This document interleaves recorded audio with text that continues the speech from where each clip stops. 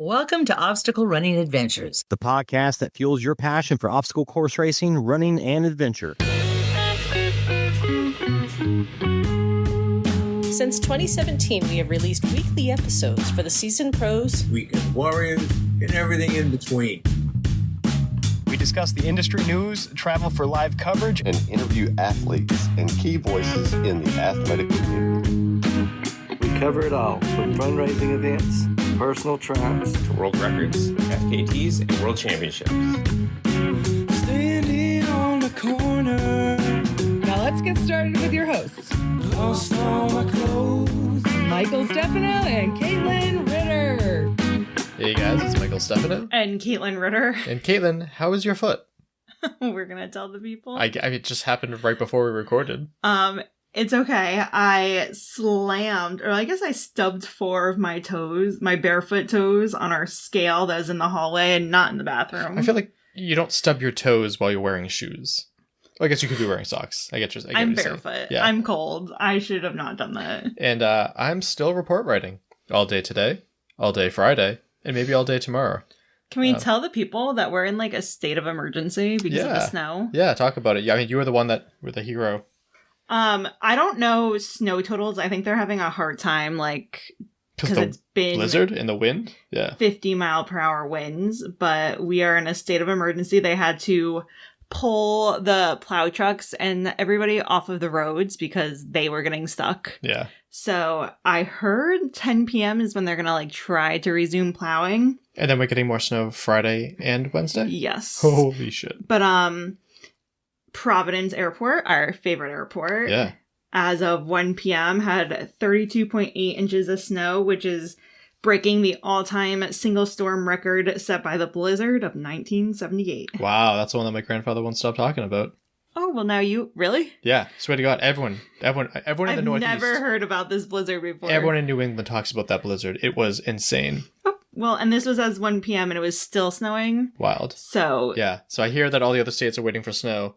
We have it. Feel free to take it back. It's a lot to move. Please. But Caitlin fixed the snowblower and went out and snowblowed a couple times. Caitlin, her dad, and Rui. Yes. I think Rui said some prayers for us. Yeah, say a little prayer for you. Let's see. Shout out to our sponsors. Shout out Mudgear. Use code ADVENTURE for 15% off your next Mudgear purchase. And Caterpie. Use code OCRPort20 for 20% off your next Caterpie purchase. Perfect. We're going to shout out the $5+ Patreon supporters. The Almost Birthday Boy, Jason Dupree, Samantha Thompson, Bradley Keel, Charlotte Engelman, Aaron Grindstaff, Lauren Stephen Ritter, Hank and Arlene Stefano, Cheryl Miller, Jessica Johnson, Christopher Hoover, Kevin Gregory Jr., Evan Irick, Brent George, Logan Nagel, Seth Rinderknecht, Steve Bacon, Robert Landman, and Jules Estes. Yes, thank you guys so much for the support. We appreciate it very greatly. And to the OC Report for being a great home for us on the internet. And to William Hicks, the Podfather. Check it out over at theocreport.com. Will Hicks understands how incredible the rehearsal season 2 is. Don't watch it with your kids. Incredible is not a word I would use. And don't watch it before you go on a plane. Just don't watch it. Okay. I can't believe you think it's It's so well done. Yeah, it's cringy at times. But I guess some people enjoy that. But I don't know. It's like Scott's Tots cringy. Fair. Okay. And shout out to our sponsored athletes. Javier Escobar, Kelly Sullivan, Ryan Brizolara, previous birthday boy Joshua Reed, and Kevin Gregory. I saw that his mom calls him every birthday at the time he was born every year. He's a twin, so how does she call him and not his sister? Oh, I never thought about that. We have to ask him. Maybe they live in different time zones. But if I was the sister and my mom was... If that was Matt and I, my mom always called my brother, I'd be like, what? I forgot he had when a are twin. You calling? Or maybe the dad calls? Yeah. Any reason to talk to Joshua Reed, I'll reach out to him. Poll of the Wait, did you say Kevin Gregory? Yeah, I did. Okay. We did a poll? Yeah, we did. Oh, no. Oop. Oh, boy. Okay. It says, how long did... You can just pull down to... Oh, I see what you did. You screenshotted. How long did it take us to build this treadmill? I did not know that you posted this. Okay. So 7% of people said 1 hour and 4 minutes. 27% of people said 1 hour 56 minutes. 40% of people said 2 hours 15 minutes. And 27% of people said 2 hours and 38 minutes. So that's why you asked me how long it took. Exactly. Do you know the correct answer? I'm going to guess 1 hour 56 minutes. Nope. Oh, 2 hours and 15 minutes. Yep. Yeah, and we know that because it's our Patreon video. So if you want to see us putting that together, I haven't made it yet, but that's going to be something I'm going to put together, which should be interesting. Let's see. Meme of the week. I think we're going to skip that, but we do have a badass of the week. Oh, I have one too. Oh, let's go with yours. No, you go. Because I think mine could be a news story. What is mine? Oh, you sent this to me a while ago. It's not really race related, but it's mental health related. Do you remember this? No. Then we'll scrap it. We'll use yours. Ours is Alana Myers-Taylor. She's a mom, Olympic medalist, and an advocate for language access. She's a mother of 2 deaf sons. One of her sons also has they're so cute. Down syndrome. I know. Her and her husband learned sign language. And when she won gold, she signed to her son that mom won.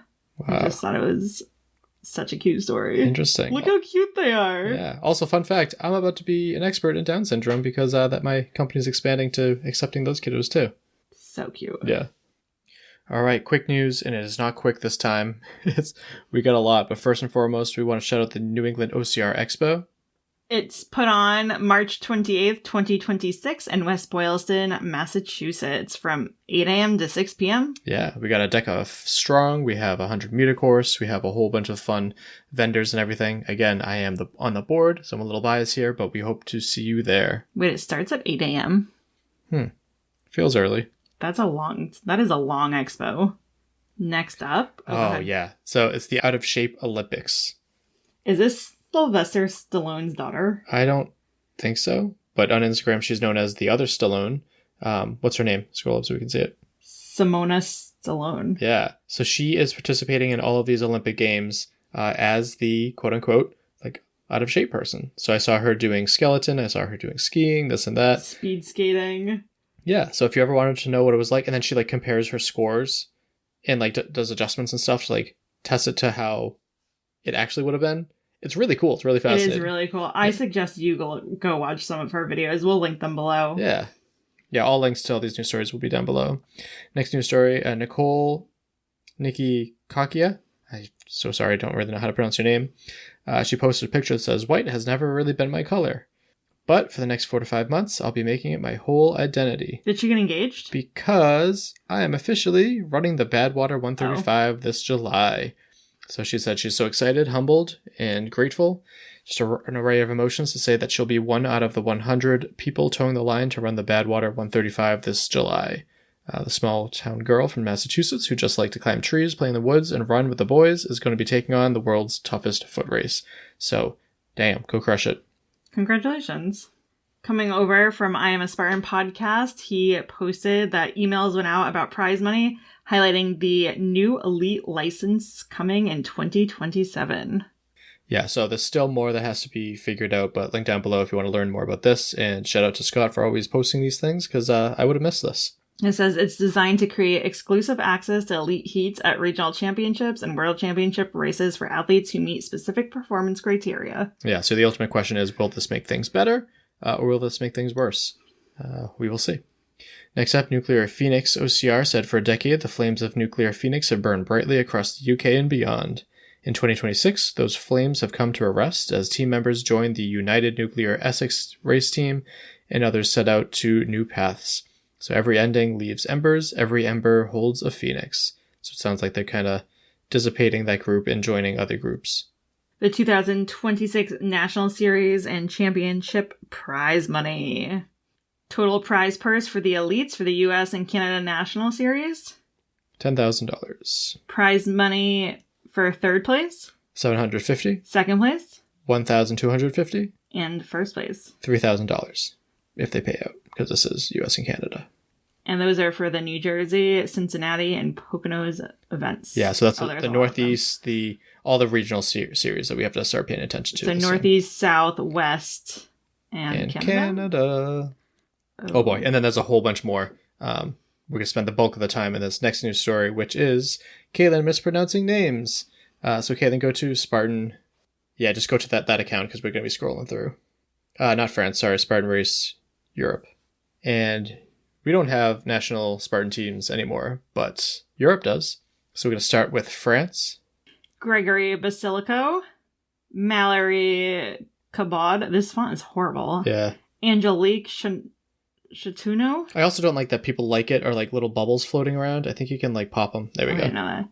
Jeremy Gachet. Gachet. Jonathan Garcia. Edward Hervey. Tybalt. Jean. David Labrosi. Leslie Lejeune. Clemence Moreau. Camille Salut. Ines. Ooh. Theo Vans Monette. Nice. And now we're going to go to Switzerland, their Spartan team. Laura Emile Windsor. Antoine Freeman. Hansueli Frey. Amanda Schneider. Manuel Defoe. Yeah, love Manuel. We have German Spartan team next. Helena Schuster. Christian Cross. Sarah Drays. Lena Weller. Matteo Grenardi. Christian Rodger. Matthias Groot. I know you're trying your best. These are very difficult. Next up is Austria, not to be confused with Australia. I think I want to go to Austria. Yes, correct. Stephanie Habeler. Renato Kuzik. I agree. The font isn't great. Marco Hofstrater. Patrick Pizzel. Michael Sawyer. Daniel Boshager. Awesome. Now we're going to go to Spain or España. Yeah, those stupid bubble things, huh? Just drag them. Yep. Albert Soli. Soleil, I know him. Jessica Velasco. Jacques Piso. Carmen Hortel. Isra Fierio. Miriam. Oh no. Arejo. That's a tough one. Yeah, I'm not too sure. Patrick Laquiche. Yeah. Munsa Serio. Pau Nacenta. Petra Arvella. Awesome. And now we have the Italian Spartan team. Oh no. I know. Luca Pascolderon. Matteo Palizza. He came to the United States last year along with Claudia Bongiovanni. Illyria. I can't see this. I think covering her. Okay. Pelletrini. Yep. Giulio Nulli. Manuel Moroconi. Loris Scheiner. Viviana Mari. Federica Toni. Cecilia Catola. Andrea Riva. Marta Magarini. It's got to put a little flair on it. Next up we have Portugal. Yep. Samuel Costella. Mafalda Nogueira. Yeah. Goncalo Prudencio. Nice. Carla Moshala. All right, and now we're going to go to the UK. Andrea Berezque. No. Berquez. Dassos Gonella. Libby Joyce. We had her on the show last year. Reese Statham Quilty. Federica Decaria. Morgan Maxwell. We had him on the show last year. Becky Neal. Yeah, we've recently had her on the show. Jason Brunnock. Josie Lloyd. Scott Barker. Fergal Keeney. And okay, next up on here, the Spartan Kids World Championship medal was revealed. This is, of course, in Chongli, China. So how gorgeous does that look? That is pretty gorgeous. Orange. How would you describe that? There's a lot going on. It's beautiful. It is beautiful. Links down below to see that. And then there's one more story in here about the Spartan Kids World Championship in Europe. It's October 2nd, 2026 in... Oh no. Estrelle Saint-Raphael, France. It's very cool. Okay, that was a lot, but we wanted to shout those people out the best that we could. Next up, True Start Coffee has teamed up with Tough Mudder. Said, are you ready for it? Are you ready for it? Yeah. Oh, you make my Taylor Swift heart so happy. Even though it's Reputation. Are joining forces to energize the muddiest and wildest endurance events in the UK. We're absolutely buzzing about this partnership and can't wait to bring delicious coffee and big energy to Tough Mudders all summer long. To celebrate, we're giving the first 300 people 30% off their first coffee order on the website using code ToughMudderTeam. And now, I'm not big into coffee, but Fran Curando says, I can't wait for coffee at World's Toughest Mudder. Yes. You know who will not be drinking coffee at World's Toughest Mudder? Caitlin. This girl. That's correct. Unless you guys want more porta potty footage. Right. And then one more friend of the podcast, Lisa Burns, Previously Warzanowski, posted, plot twist, our pack is growing and it's not a dog. Baby Burns due 9/8/2026. Cannot wait to do this next chapter with Tom and the pups. Yeah, congratulations to her. And also looked like he had a great time in Vegas. So yeah, that's awesome. So 5 secret links down below. Let's get to what this episode is all about now that we're like 17 minutes in. Wow. I had the opportunity to speak with adaptive athlete Anthony Bryan, and we talked about how he became an adaptive athlete. Yeah. Or like what led up to him becoming... Life circumstances, yeah. Yeah, what led up to him becoming an adaptive athlete, how he went from being told he'd never be able to walk again to PRing and setting Guinness World Records for para-athletes. He talks about his shot at the Paralympics, and his most recent endeavor was completing multiple Hyroxes. Yeah, so I saw the video. I think that's how we first found out about him. He posted a video of him taking on the event. He just showed up, and you know how Instagram will like push videos you might like? Yeah. He showed up in one of those videos. Oh, cool. Well, I thought that was really inspirational. So much so that I might have news at the end of this episode that I'll share. But I think that that's really cool. I haven't had the chance to listen to the episode yet. I'm actually going to go on the treadmill that we have now, and I'm going to run while I listen to it. And I'm really excited to hear about this interview, and let's get to it. So let's start off with your name and where you're from. My name's Anthony Bryan, and I'm from London in England. Oh, awesome. I just went to London for the first time last summer. What is your go-to spot in London?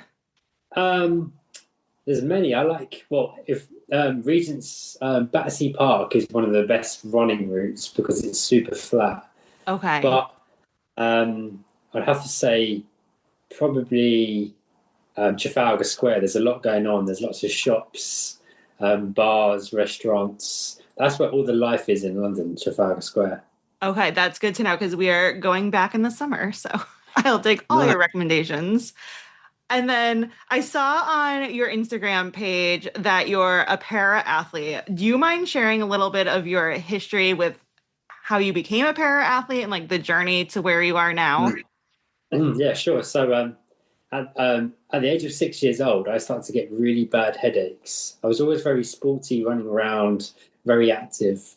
But then I just curl up in a ball and hold my head like there's a screaming pain inside my head. And the doctors didn't know what was wrong with me, and they just put it down to headaches and gave me medication and sent me on my way. But these headaches got worse and worse. And what they found was when they did a brain scan, they found I had a brain tumor that was shutting down my vital organs. Oh, my gosh. And this operation needed to be operated on immediately, otherwise I wouldn't have survived. So I had this operation, and it was supposed to just be an operation to get rid of it, and then you go back to normal life again. But during the operation, I suffered a stroke, which means it paralyzed the whole of my left side of my body. So I can now only use my right arm and my right leg. Oh my gosh. The doctor said to my parents, unfortunately, Anthony, he'll never run and he'll never be very active ever again. And as a 6-year-old child, that's kind of devastating. I was bedbound, wheelchair bound. My goodness. And all I wanted to do was run around and play games, but I was stuck in hospital, stuck in a wheelchair. So that was kind of soul destroying for me. But when you say to a child, you can't do this and you can't do that, children are very stubborn. And I was like, I'll show you. Yes, I can. And I kind of threw myself into doing everything. And I think my main passion was prove the doctors wrong. Mm-hmm. And it was hard. I had to relearn how to live life with one hand and one leg, and relearn how to walk again. And that's not what a 6-year-old should be doing. But I persisted with it and pushed myself into everything I could. And when I went to school, the teachers always kind of left me out because they didn't know how to deal with someone with disabilities. Mm-hmm. So I then stayed away from sport and PE and things like that. And it wasn't until secondary school, we had a fitness test. And I just remember thinking, I can't come last. That'd be too embarrassing. So we had to do a 12-minute run and see how far you get in 12 minutes. And I just did not want to come last. So I just kept running and running and running as hard as I could. And out of 30 able-bodied kids, I came 15th. Oh my gosh. And my teacher was like, how did you do that? I was just like, I don't know. I just didn't want to come last. And he said to me, you should think about going into the Paralympics. But at then, I didn't even know what the Paralympics was. Mm-hmm. And he said, it's like the Olympics, but for people with disabilities. You'd be amazing. And because I was so self-conscious and embarrassed of my disability, my reaction was, that's something I definitely don't want to do. Why do I want to do a sport that shows off my disability? Mm-hmm. And he said, let me speak to your parents. He called my parents into the school. And the first thing he said was, get that boy in a running club. Just get that boy in a running club. And that was the start of my kind of getting into running things, really. I started off as a sprinter and started winning competitions, disability competitions. I went to my first ever disability race, and it's the first time I saw any other athlete with a disability, and there's people with one arm, one leg, people in wheelchairs, people who are blind, just going out and doing some incredible things. And I was like, wow, this is amazing. So I found a coach and I put in some extra training, and I started winning more and more medals. And in 2012, the Paralympics was held in London, and I managed to get to the trials for the Paralympics.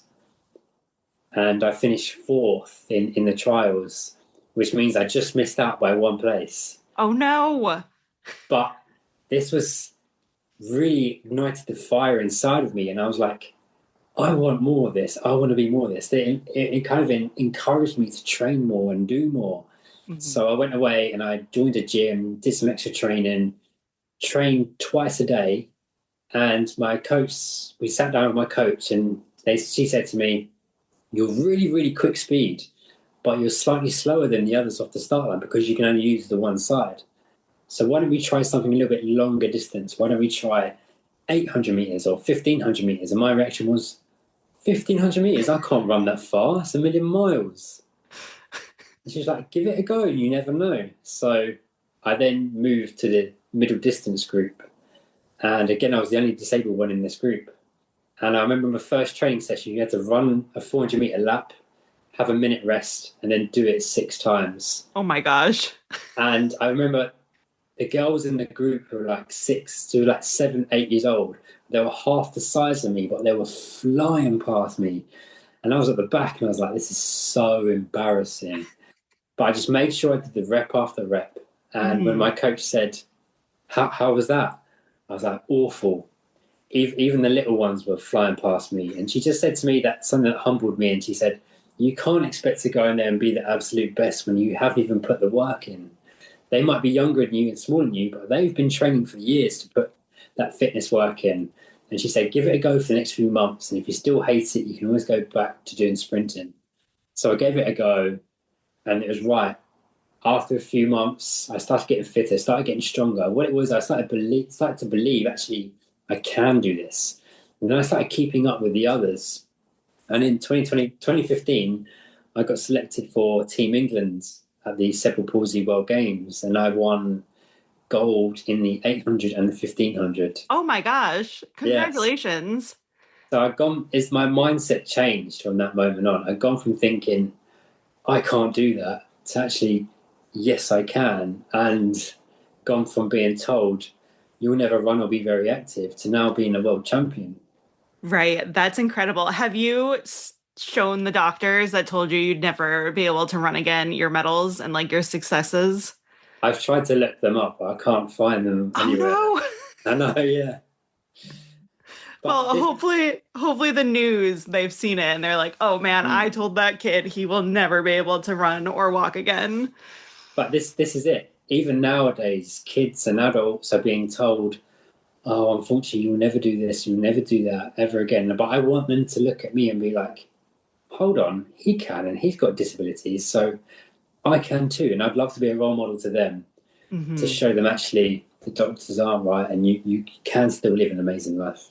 Absolutely. And I think it's so important to have that like inclusion, right? Like you have disabilities and you have visible disabilities and you're able to still have huge successes. Yeah, and I think, go ahead. You might have a disability, but it doesn't mean you can't do something. You just got to find a different way to do it. Absolutely. You can still do it. Yeah, no, that's incredible. So what made you decide you went from running, and I saw you have like a Guinness World Record for marathon running. How What made you sign up for Hyrox? How did after I got the world medals, I was like, if I was told I'd never run or be very active again, and they were so wrong, how much further can I push myself?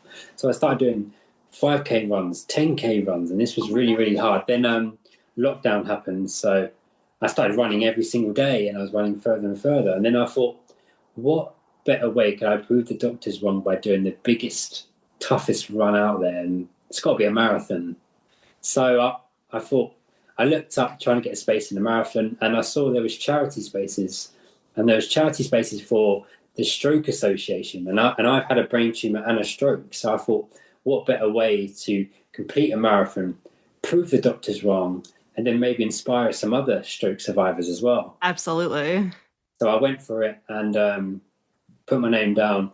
And then a few weeks before, I got an email from the marathon, and it said, have you ever thought about going for a world record? Search here and see all of our hundreds of records and pick one for you.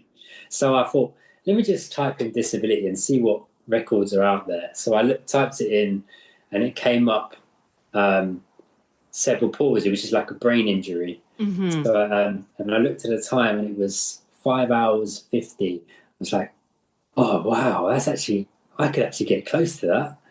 Because at the time I was running 2 hours for half a marathon.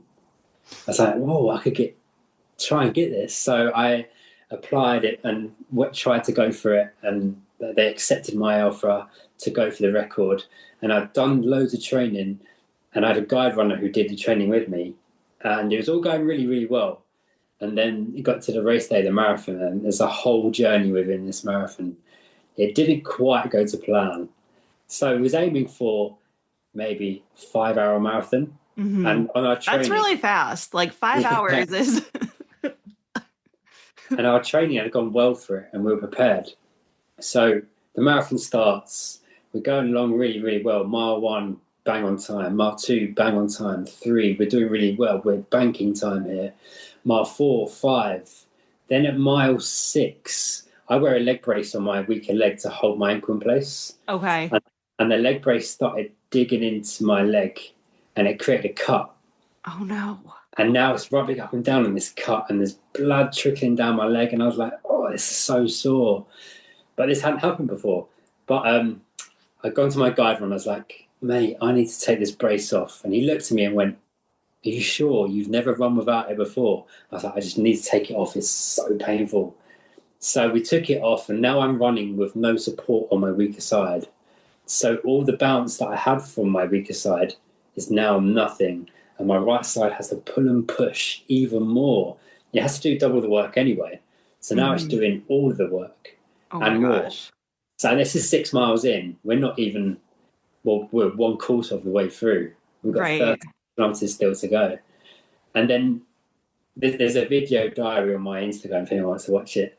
After I'd taken the brace off, the next mile in, my guide runner videos, how are we going this mile? And I've gone from being, yeah, great, doing well, to being absolutely exhausted, drained all my energy.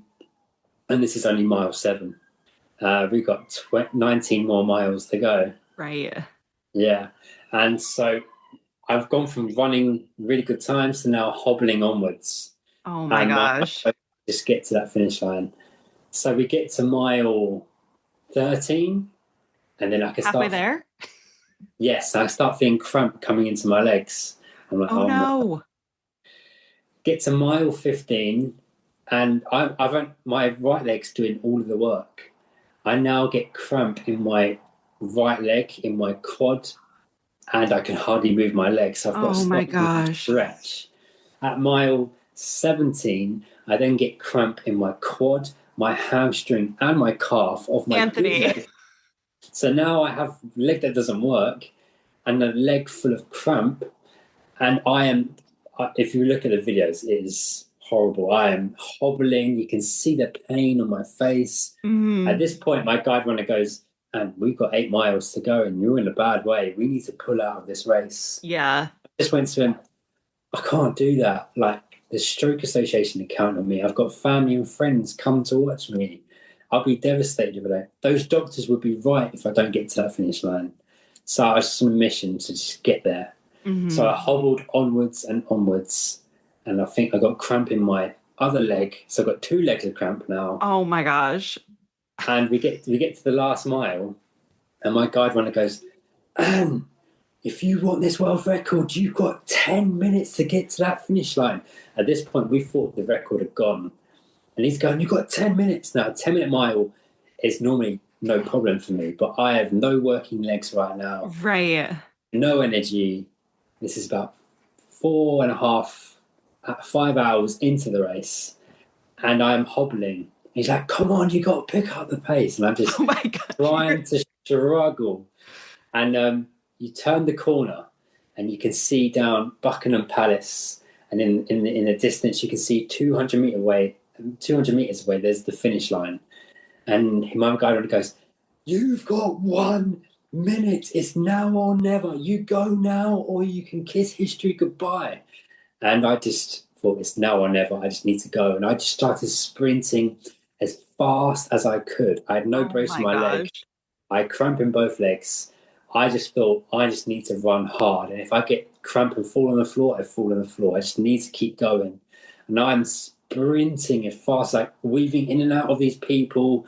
And I get to the finish line, and with 1 minute to spare, like 45 seconds to spare. I broke the world record by like 45 seconds. Oh my gosh. Yeah. I don't know how I did it. That is crazy. Yeah. No one knows how I did it. Doctors and physios are like, to do it with half your body and then do it without the support on your leg is impossible. How did you do it? I was like, I don't know. That is crazy. Yes. Yeah. Oh my gosh. I feel like most people, like mile 8, you weren't even halfway there. I would have been like, you know what? Like, there's always next year. Like, yeah, but it's like a movie within a run.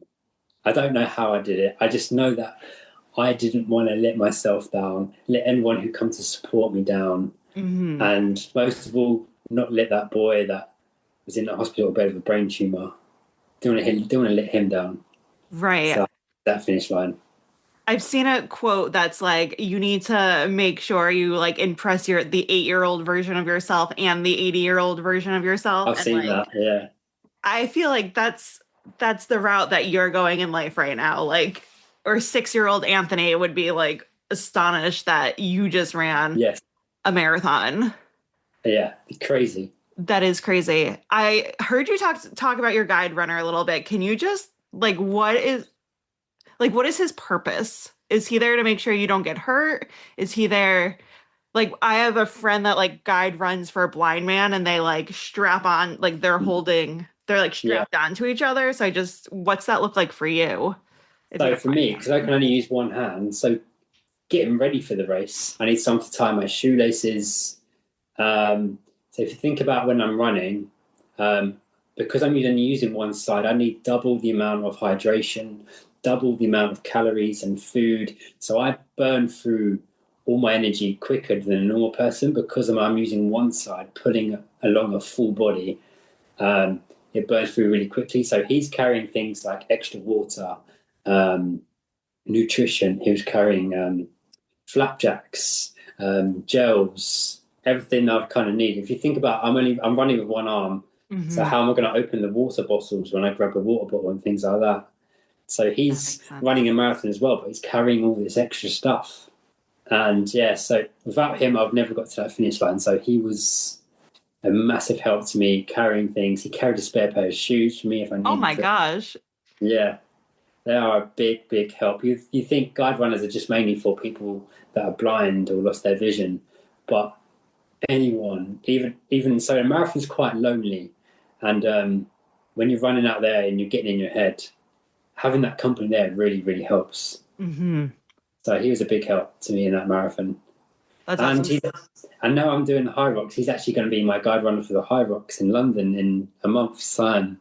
Oh my gosh, that's amazing. Yeah, so it'd be the first time he's ever done anything like this, and be my first time running with him at a Hyrox. How did you, sorry, my dog just came in the room. How did you find him? Oh, I haven't used him yet. I'm using him next month. Okay. in March for the first time. Okay. So it's somebody different from the marathon. Oh no, it's the same guy, but it's going to be next month that we run together. Okay. Hyrox, yeah.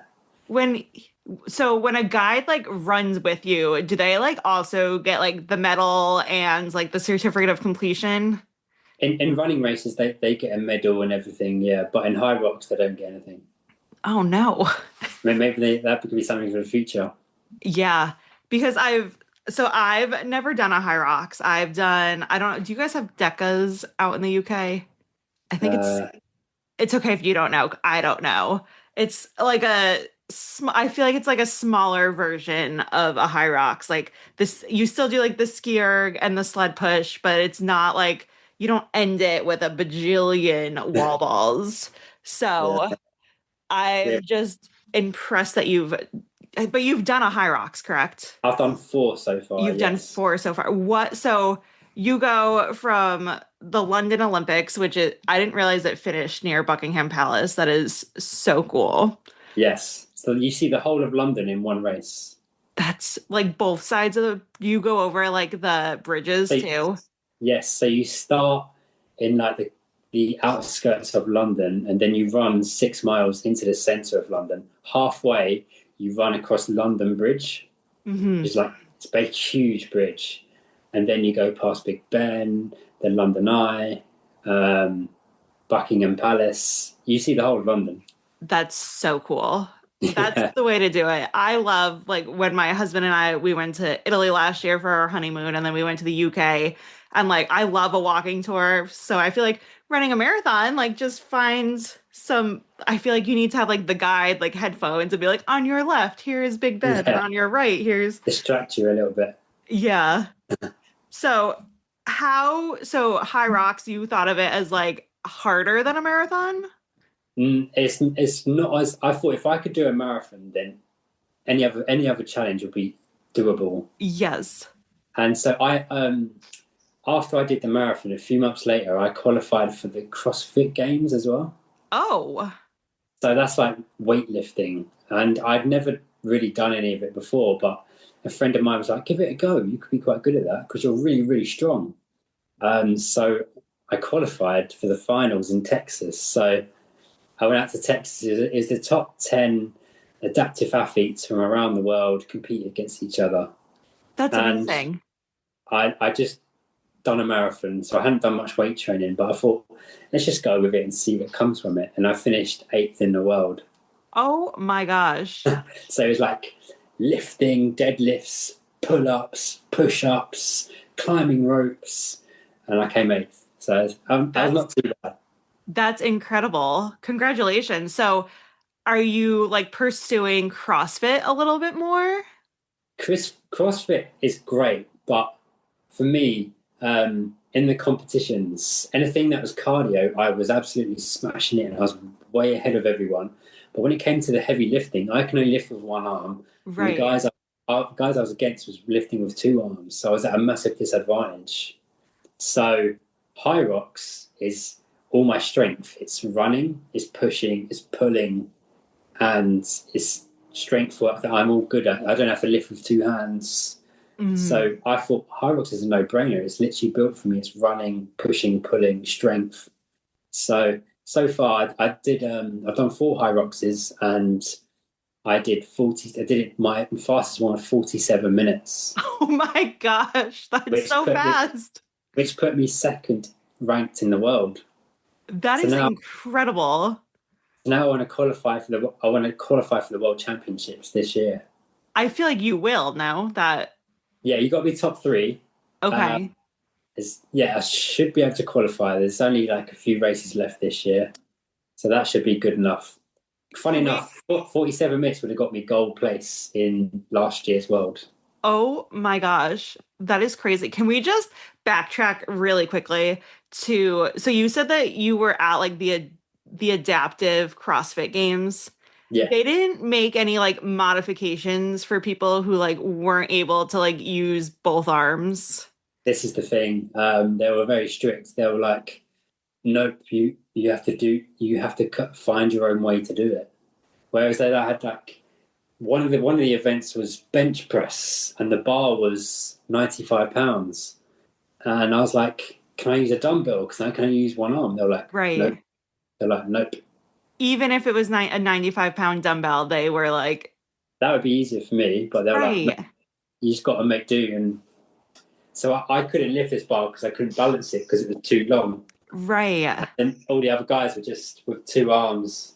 So I was like, I enjoy it, but I'm at a massive disadvantage. Right. And you would think that like it being adaptive, they would find like those accommodations, right? That would make like just level. You're not asking for an advantage. You're just asking for them to like level the playing fields to make it more like equitable. Exactly. Yeah. I'd have more of a chance with a dumbbell than a long bar. Same weight. Right. Same like arm motion too, right? Like. Yeah, but no, they weren't willing to change it, unfortunately. That is fascinating to me.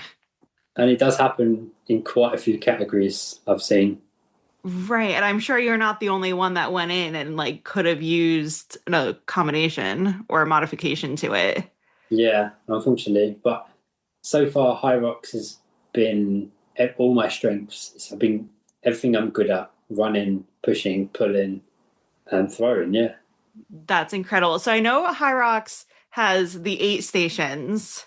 Yes. So something like the skier, like I think of it as like, okay, I need both my hands, right, to like pull. Do you have like a special equipment that like makes it so you're only pulling one? I just pull one handle. Okay. So one handle as hard and as fast as I can. And yeah, apparently, I don't know if this is right, but if you pull one handle, it still gives the same distance as pulling 2 handles. Oh, fascinating. Yeah. And I have actually done a few races where I've put 2 handles in one hand and pulled like that. So it means more resistance, but right. There hasn't really been a difference in the distance that it goes. So one handle still does the same amount of work. Right. And that makes sense. And then the sled push, I'm assuming you can just like one hand it in the middle.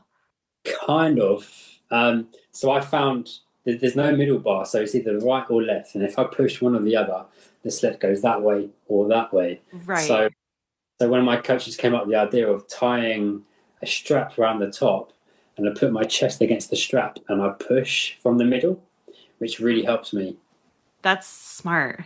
That is. Yeah. And then the sled pull, is it like a similar setup for you?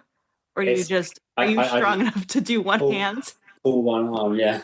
Oh my gosh. So I pull one arm, drop the rope, pull one arm, drop the rope, and just go like that.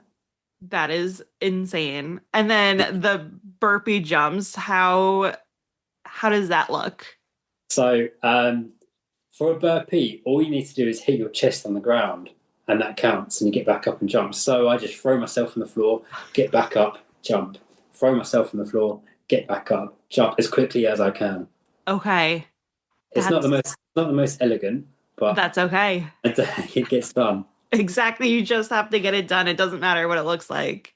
And I think I did it really quickly last time I did. I was actually overtook some able-bodied guys because they were struggling. So I went through the middle of them in the gap, and I did 60 meters of burpee broad jumps in about 2 minutes 24. Oh my gosh. So it's just like on the floor, up, jump, on the floor, up, jump. Yeah. Are you able to like jump, like, because since you can only use really half of your body, is your jumps, I imagine. It's like a big hop on one leg. Okay. Oh my God. That is incredible. The fact that you just do this with like half of your body is incredible to me, because I feel like as an able-bodied person, like you would kick my butt. Practice. I think everyone is capable of doing it. You just got to put the work in. Mm-hmm.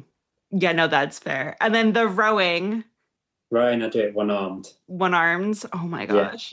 Yeah. One-armed like in the middle of the thing, or do you grab it just by one? Okay. In the middle, when I pull from the middle. That makes sense. It's the challenging bit is so you got burpees, then rowing, then you got farmer's carry, and that's arms, arms, arms. And by that point, my right arm's literally gone numb. Right. Yeah, so that's the tough part. And then the farmer's carry, I just carry one kettlebell. Okay. What that also means is all the weight's on one side, so it pulls me this way every time I walk. And then you feel the side of my core really hurts while I'm walking. I can imagine, because I'm somebody that if I had to do a 200-meter farmer's carry, I would try to maneuver my body to make it hurt less, and you don't have that ability. Just got to grit the teeth, and just the quicker you walk, the quicker you can put that weight down. The faster you go, the faster you're done. Yes, literally. That's a great motto. And then the sandbag lunges, I'm assuming it's one sandbag. Sandbag on the right shoulder. So unfortunately, all the weight sits on my right side. So when I do the lunge, my leg has got to really pull and do all the work, which is hard. Right. And then, so your right side of the body has the sandbag, and then you're also able to lunge using only the muscles in your right side of your body, right? Yes. So I guess I'm having a hard time visualizing. So you've got the sandbag, you're lunging, and then you're kind of just maneuvering. I try to explain it. So the sandbag's on the right shoulder. So my left leg, I just bring it forward. Okay. And then I'll bring my knee to the ground. Then from the back leg, I'll kick through the back and then land in front. Oh my gosh. And then from the front, because I can't kick through the back leg, I pull from the front and pull this leg through and swing through and just keep going. That is incredible. So my right leg is on absolute fire doing that. Right. Your right leg must be jacked. Yeah, it's strong. Yeah.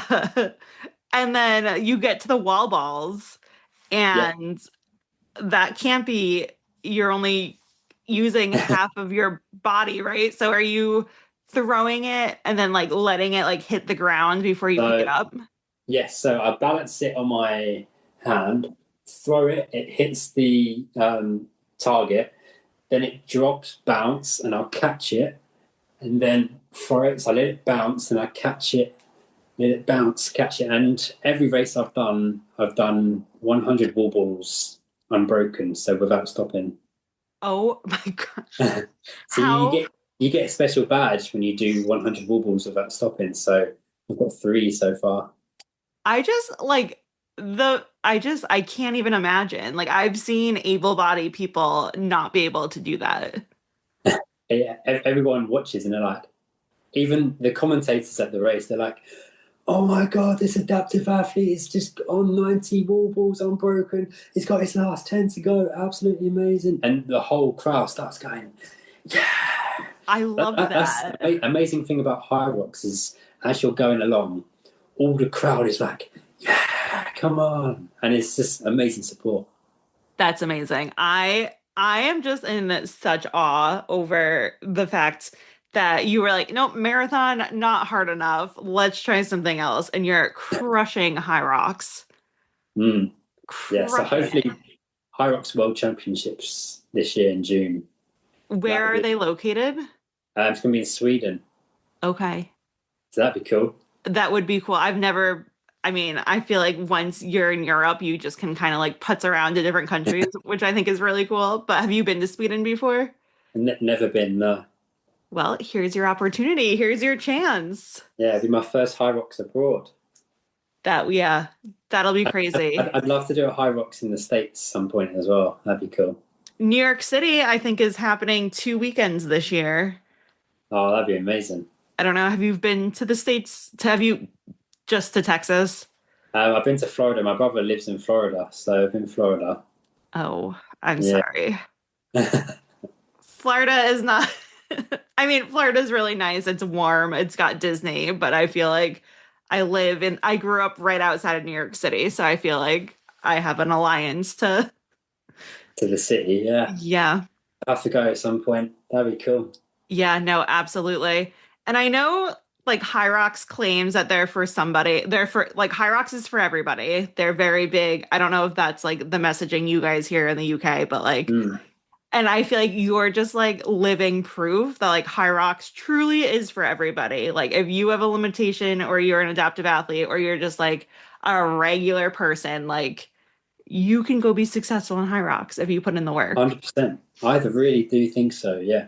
If I can show that I can do it with literally half a body, then anyone can. And during the race, some people don't even run, they walk it. And they're not seen as, they're not doing it properly. Everyone's, even as you run past the people walking, they'll give you a pat on the back and be like, come on, mate, keep it up. And everyone's so supportive. Even while I'm running around, people patting me on the back, say, keep it going, brother, and things like that. It's so supportive. And if anyone's worried about not performing to their best and doing it, go out there and give it a go, because you can only do the best to you what you can do. Mm-hmm. And I think you'll be amazed at how good it is. Yeah, and I feel like the hardest part sometimes is just signing up. Yeah, you're all in your head and doubting yourself, but you only ever learn by going out there and doing it. I agree 100%. That is the way that you just have to do it, right? Just sign up and go try. And then you'll learn either it's for you or it's not for you, or it was good, but with some more training, you could do even better. You might find a new passion. That's true. I love that. No, you are absolutely correct that you got to go try things. You'll never know if you love or hate something if you won't go try it. Yeah, and that's been my motto ever since my running coach said to me when I thought 1,500 meters was impossible, and she said, how do you know it's impossible when you haven't even tried? How do you know Hyrox is impossible if you've never even tried? Try it, and then put some persistence into it and watch. The human body is an incredible invention, incredible machine. And I find so many people sit in their comfort zones and look at things around them thinking, I can't do that. Mm-hmm. And until you give it a go, you really shock yourself. Your body is incredible and it can adapt to many, many things. If you put the work in, you can achieve incredible things. I do believe anyone can do a marathon if you put the training in. Right. Yeah. And like start small, do a 5K, do a 10K, run a half marathon. Like they say, if you can run, I think, is it like if you can run half the distance, you can double it, right? Yeah. It's like if you can run a half marathon, you can run a marathon. Yes. And if join a Hyrox training group, it's actually starting to grow a lot now and get bigger and bigger. Join a group and just give it a go. You'll really surprise yourself. The group that I'm part of, there's a guy in his 50s, and he was saying to me that at work he failed his health and fitness test, and they said he couldn't work until he passed it. So he just joined a Hyrox group, and recently he passed the health and fitness test and beat some of the 40-year-olds. Good for him. Yeah, I was like, wow.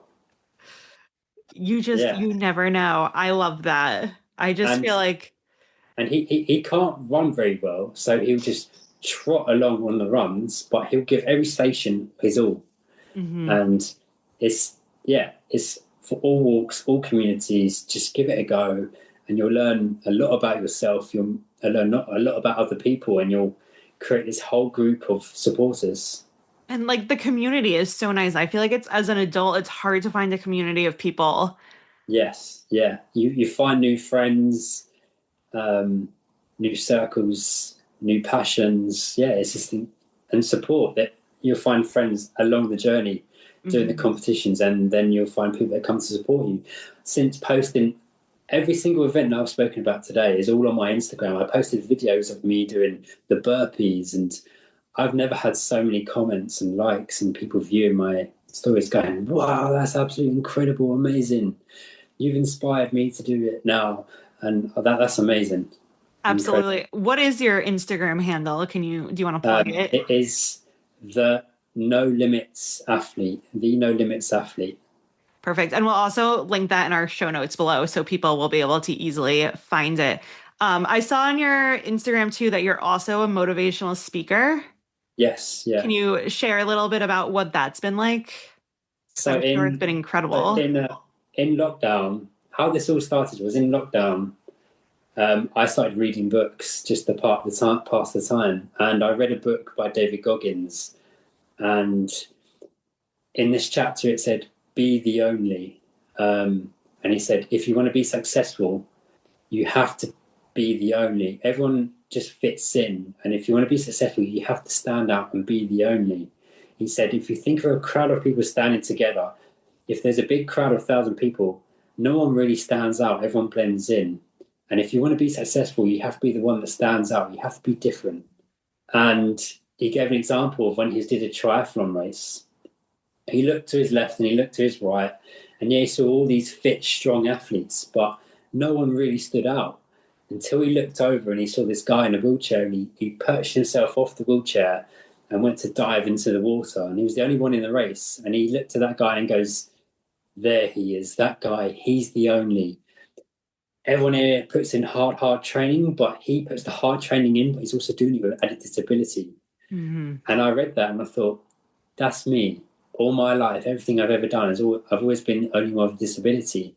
So stop being shy, embarrassed of my disability, and go out there and own it and use my disability to inspire others.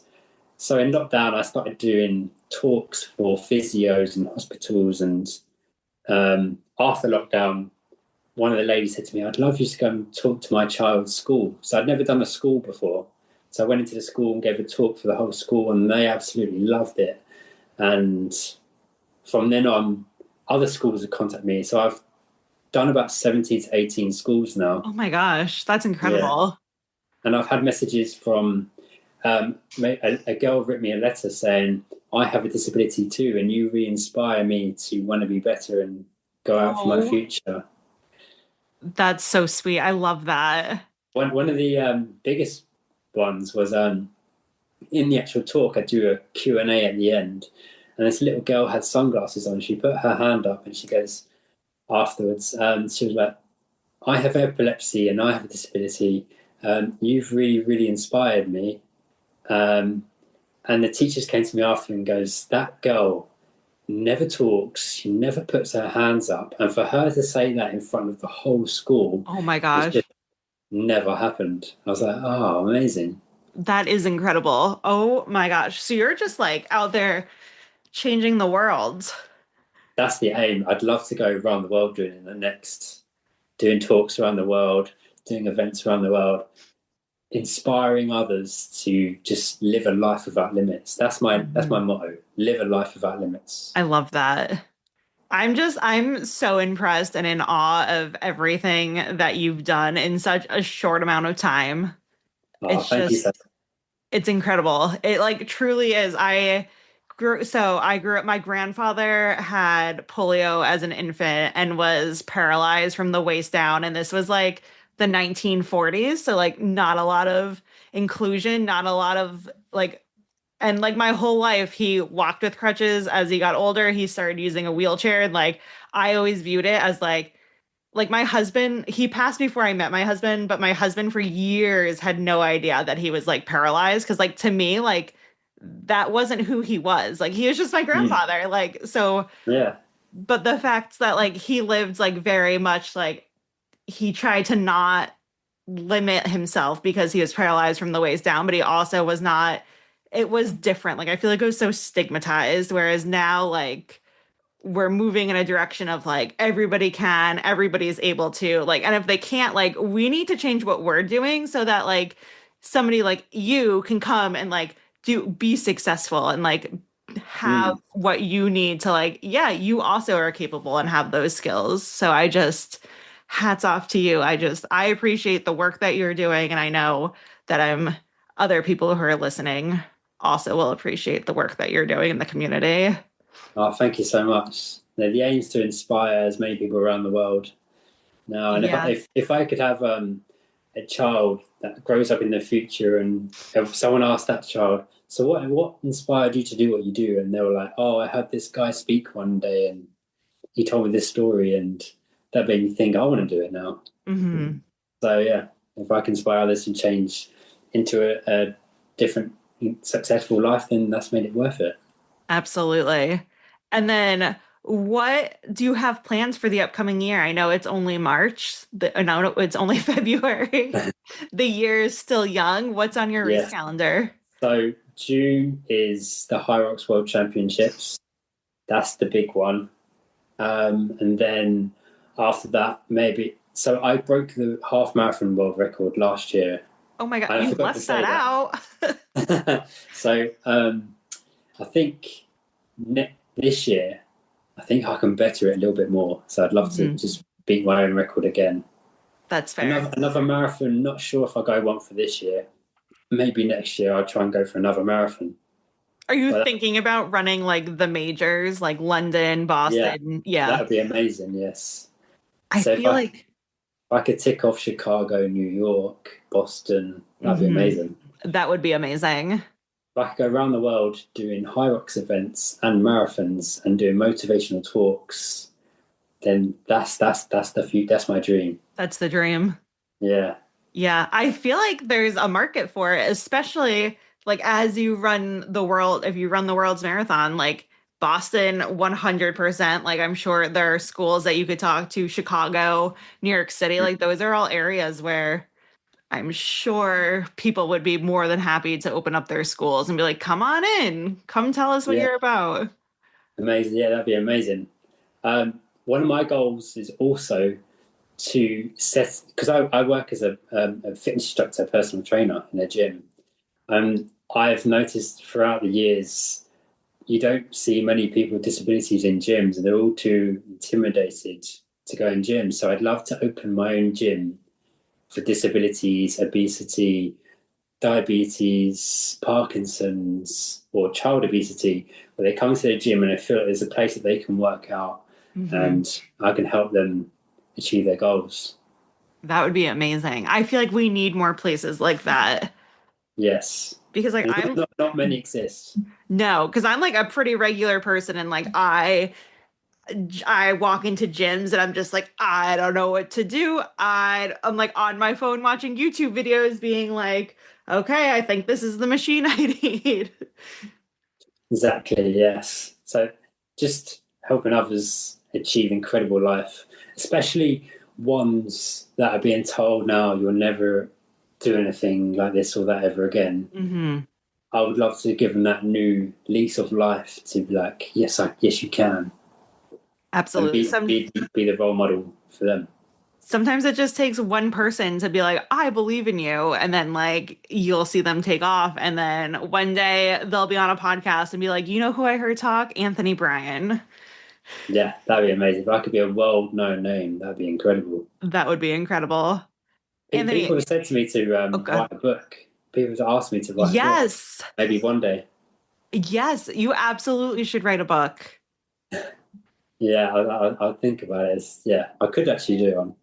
Or like a children's book, and then like you could have your books in like orthopedic My story hospitals. in a children's version, yeah. Yeah. That'd be cool. And then put it in schools. Yes.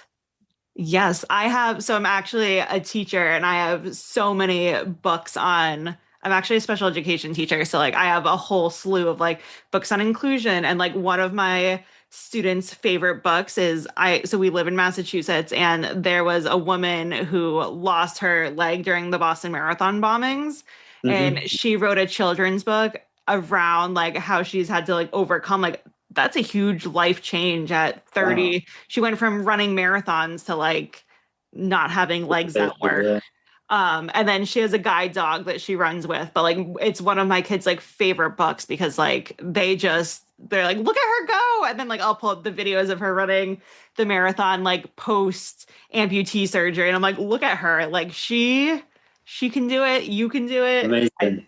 You need to write a children's book. Yes. I'm not going to tell you what to do with your life, but you should write a children's book. I'm going to add that to my list. Yes. Yes. And then think of me and I will buy copies of your book and bring it to Massachusetts. Amazing. Yes. Yes. So perfect, Anthony. That's all I have for you. Do you have any sponsors or people that you would like to thank? I'm not currently sponsored, but the next game to try and be sponsored. But there are a company that give me hydration tablets like fasten up nutrition, give me hydration stuff for my training. Hoka supply me with running trainers, which I'm really great. Yeah. And just thankful for the team of people around me that help support me through my training and massages and getting out there. Mm-hmm.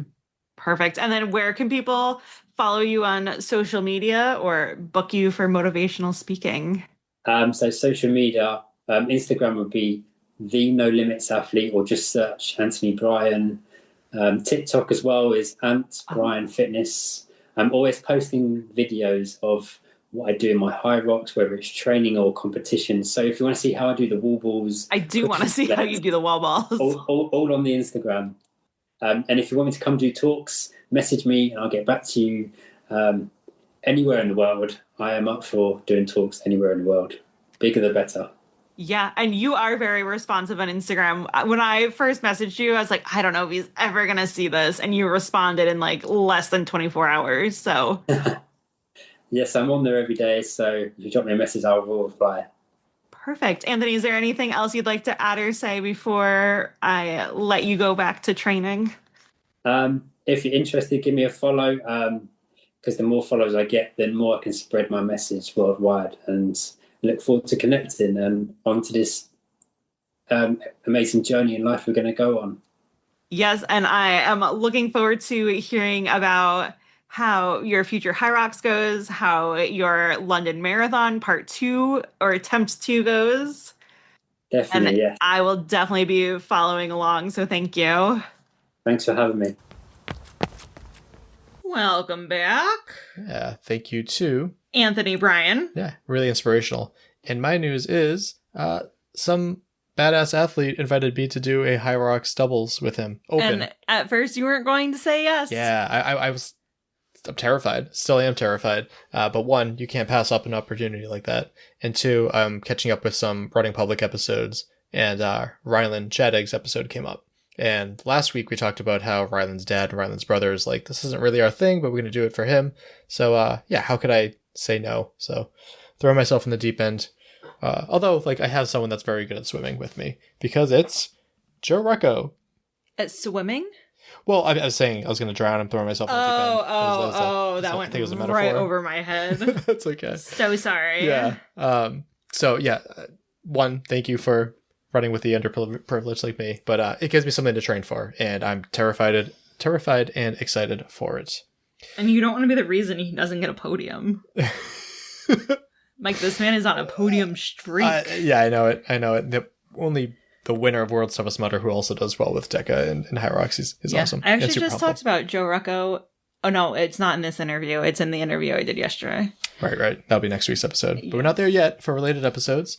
Episode 222. Matt Kempson on Tactical Games, Hyrox, Power Belly, and more. Episode 266. Cole Schwartz on Hyrox, Hawaii, and more. And episode 280. Christopher Glowski on Hyrox World Championships and Spartan Big Bear. Yeah, so those are the only 3 episodes we did on Hyrox. If you look at this episode number here, 477, it's been a while since we've done one on a Hyrox, but yeah. Pretty soon we'll have live audio of a Hyrox because Mikey's jumping in the deep end. Yeah, we'll see about that. Subscribe and follow wherever you follow us on social media, mainly on Instagram. That's our big thing there. You can leave us a review on Apple Podcasts or anything, but more than anything, just reach out to us on social media and let us know what you think. Support us over on Patreon for as little as $2 or as many as $10. Yeah, coming up next, we can say for sure will be the Teddy Bear Crawl Foundation. That was the interview that Caitlin referenced because we did 3 interviews this weekend. And then the weekend following that will be HeartFit in Colorado. And then after that... Colorado or Colorado? Colorado. I don't know. Why you got to put that on me? And then after that, we'll be at City Field. So by the way, if you're planning to be at City Field, we will be there. I will be there. Caitlin's not sure if she's going to be there. TBD. I think you should go. To when's the last time you did an OCR? You're preparing for World's Toughest Mudder, assuming that you don't have too many snow days and that pushes things off. Yeah, that's right. I'm not making it to World's Toughest Mudder. Wild. This is bullshit. I guess our last day of school can technically be June 30th. And then, what am I training for? Nothing. That so I'm just going to give up on my life. No. No, you got a trainer and everything. We'll figure that out. Let's get a joke and a quote to end this up. Put a bummer at the end of this episode. Seriously. What is a horse's favorite painter? Or who is a horse's favorite painter? Leonardo da Vinci, Raphael. Who? Can you only name the Ninja Turtles? Georgia O'Keeffe. Georgia O'Keeffe. Oh, well, okay. She paints flowers. So, who is a horse's favorite painter? Monet. Oh, that's a good one. And then my quote is from Jane Goodall. You cannot get through a single day without having an impact on the world around you. What you do makes a difference, and you have to decide what kind of difference you want to make. Nice. Well, that just about wraps it up. My name's Michael Stefano. My name's Caitlin Ritter. And we'll talk to you next week. Bye. Bye. Thank you for listening. If you enjoyed this episode, please subscribe on your favorite podcast platforms so you don't miss our future episodes. We would greatly appreciate it if you write a review. Reach out with feedback on social media. And most importantly, share the show with a friend or family member. Our intro song was Streaker by Straight Up. And our outro music is Iron Paw by The Best.